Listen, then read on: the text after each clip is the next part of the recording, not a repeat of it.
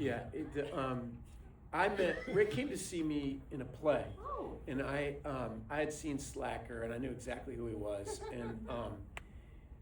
and he came to see the play. Do you know the story? You've heard us tell the story? And it was awesome. He came to see this play. He came to see a friend of mine. I was running this theater company at the time, and so Rick came to see this Anthony Rapp, who was in Days of Confused. Days of Confused hadn't come out yet, and we all went out. And Rick and I talked until 4:30 in the morning. We just couldn't stop talking. And he told me about this idea he had of a movie called Before Sunrise. It was all about a guy on a train in San Antonio. He takes a train from San Antonio to Philly, and he was pitching me this whole idea of this movie. And I was like, oh, that sounds really cool.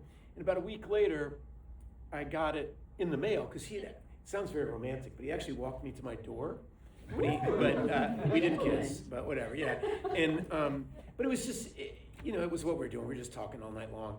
And so he had my address, and I got the script in the mail for Before Sunrise. And I thought I was being offered it. Because, you know what I mean? So I read it, and his number was on it. I called him. I was like, yeah, the script is great, man. Let's make this thing. He said, oh, great. We're doing auditions from the 15th to the 17th. I was like, oh. And I decided, and then in the back of my brain was, well, the script's not that fun. But I thought, all right, you know what? I'm going to go get this part. And then when I have the offer, I'll criticize the script.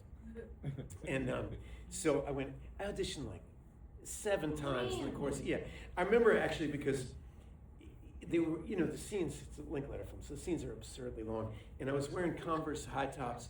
And if you remember, during my audition, I peeled the whole, I don't know what you call the plastic on the edge. I peeled the whole thing, the rubber. Yeah, I just peeled it all off while I was talking.